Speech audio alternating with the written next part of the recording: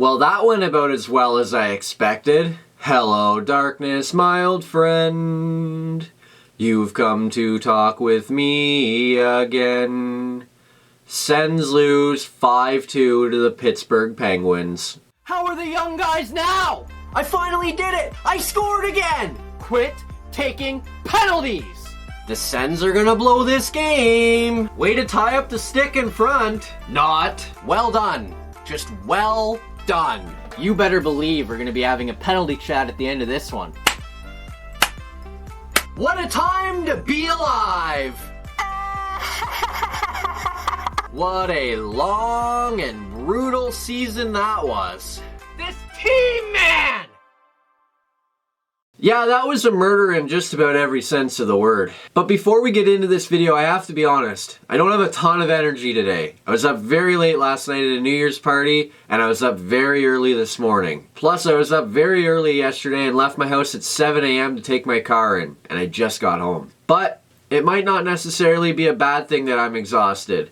I have about as much energy as the Sens did. As always though, let's kick things off with lineup changes. In a rare occurrence, the Sens kept their lineup mostly the same, making just a single change in goal, where Marcus Hogberg got the start and Craig Anderson served as the backup after playing the night before against New Jersey. But in other lineup news, Anthony Duclair was named an NHL All-Star prior to their game against the Penguins, so for a guy who can't play hockey last February, to an All-Star this January. Not bad.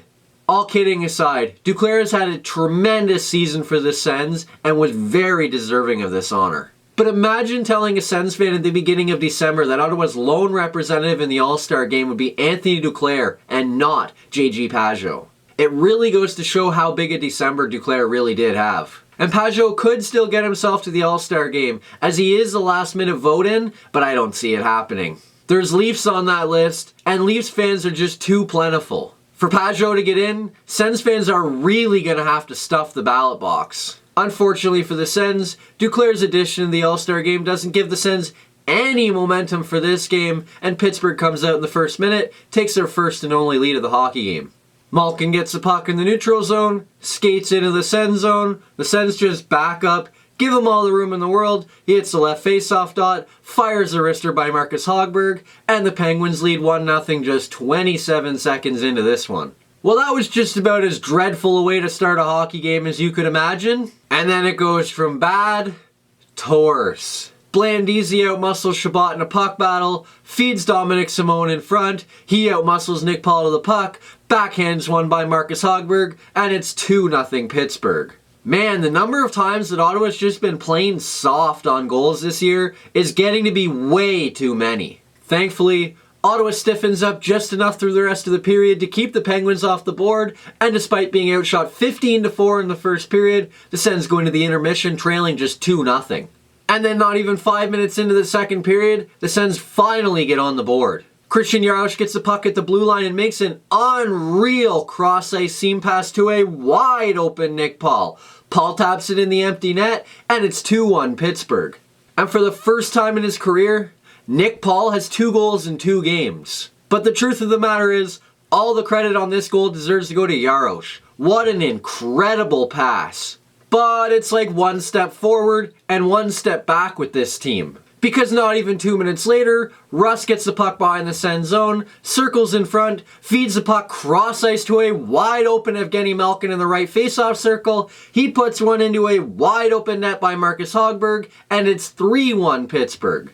Man, these goals are frustrating. The Sens finally get on the board, pull the game to within a goal, and 2 minutes later, forget to cover Evgeny Malkin and get beat to go back down 2 goals.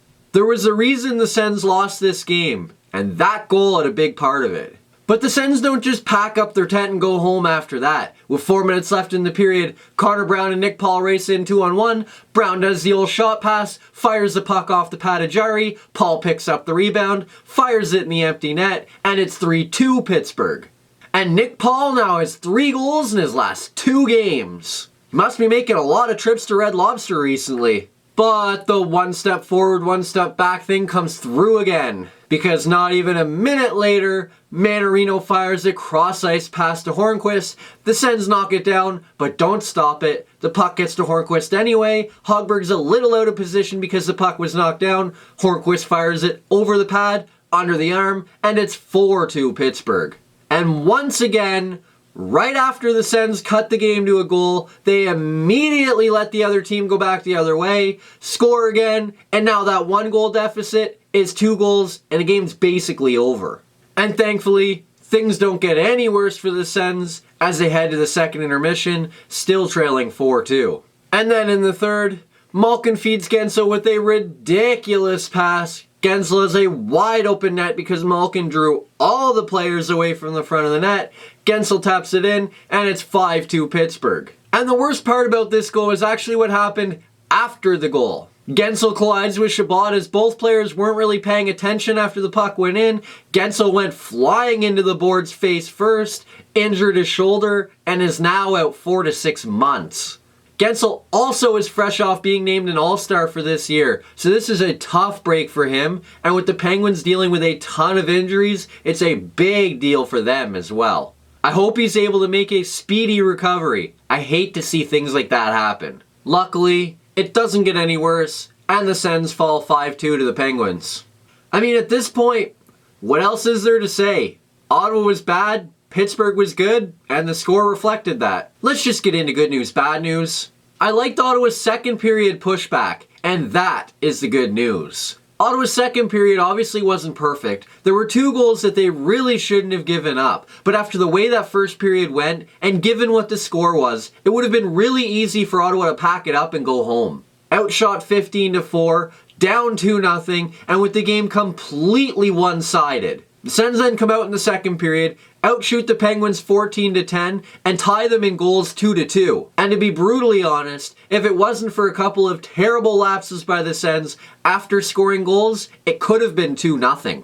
I really liked Ottawa's bounce back in the second period last night, and that is the good news. Now, for the bad news. Speaking of the second period, those 2 goals the Sens gave up, and particularly the second one, is the bad news. My biggest gripe with the second period goal that the Penguins scored was actually the players that Ottawa had on the ice when the puck went in the net. We're basically looking at the first shift after you score to cut the deficit to 1. You put Andreas Englund and Eric Brandstrom on the ice. That's 2 guys who should probably be playing in the AHL, and Brandstrom, who's still learning how to play defense. Why were these 2 players, and in the end the whole team, put in such a bad spot by having these 2 guys on the ice together at that time?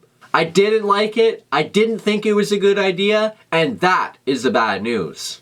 Next up, the Sens return to action this evening when they host the Florida Panthers.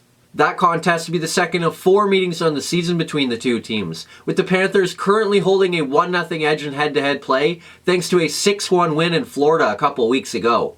And since that contest, the Sens are 2-1-3, while the Panthers are 4-2. And over the course of the full season, the Sens are 8 points behind the Panthers, who hold a game in hand. Oh, and the Panthers also come into the contest winners of 4 of their last 5 against the Sens, with their closest contest over that span being a 7-5 Panthers win. The other 3 Panthers wins, 5-2, 5-1, and 6-1, so this might not go all that well either. They better be ready to bring a big defensive effort. That's it for this video. Hit like if you liked it, subscribe to the channel if you haven't already, share it with anybody you know, and today's question is, what did you think of Anthony Duclair's inclusion in the All-Star game? Did you like it? Did you think the Sens deserve to send somebody else? Let me know down below, and we'll see you later tonight when the Sens host the Florida Panthers.